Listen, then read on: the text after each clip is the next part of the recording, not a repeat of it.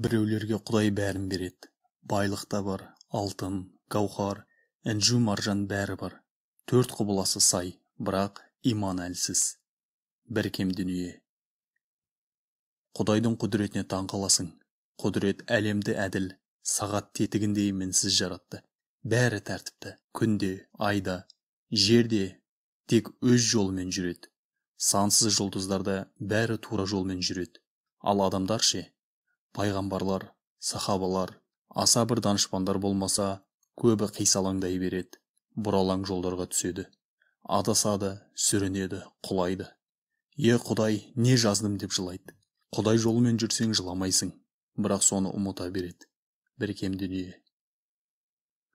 Темірді тат шіртеді, тат темірдің өзінен шығады. Адамды аздыратын жаман қылықтарда өзіңнен шығады. Ол да тат. Оны сабындап жуып кетіре алмайсың. Адам жанын татпаса, оны тек кітап кетіре алады. Әрине асыл кітап, адал кітап. Ең бірінші Құран, екінші хадистер, ұлы классиктер, қазақтың ұлы ақын жазушылары. Кітап жем су сұрамайды, кітап ғажайып қазына, кітап өмір серік. Бір кем дүние.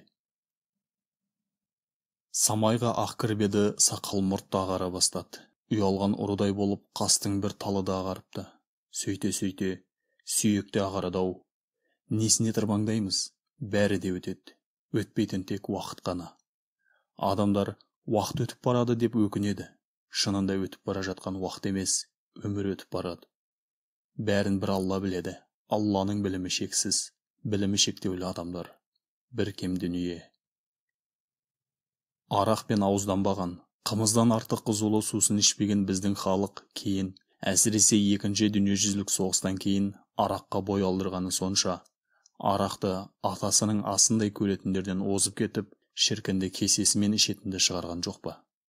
Ата-баба қанында болмаған сахарға бой алдырғандар, ажалынан бұрын баудай түсіп жатты. Көз алдымызда қаншама боздақтар, қаншама таланттар өкпе бауырлары іріп-шіріп өлді. Олардан туған ұрпақ шалажансар мүгедектер. Өмір деген өмір бойы Әзәзілмен арпалыс деген екен бір данышпан. Әзәзілдің ең үлкені арақ, бір кем дүние. Жалғыз ұлы бар кісінің шығар-шықпас жаны бар. Екі ұлы бар кісінің өкпе, бауыр, жалы бар. Үш ұлы бар кісінің Бұхарада малы бар. Төрт ұлы бар кісінің аспанға салған жолы бар.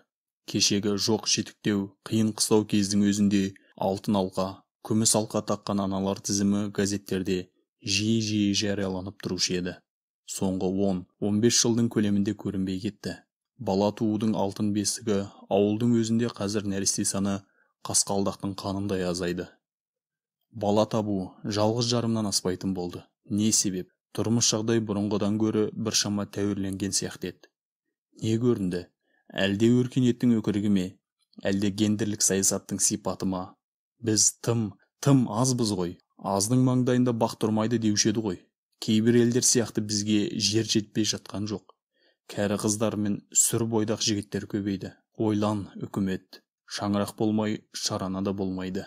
Бір кем дүние. Қытай қазағы, Моңғол қазағы, Иран қазағы, Өзбек қазағы деген қазақ жоқ. Жер бетінде бір ғана қазақ бар.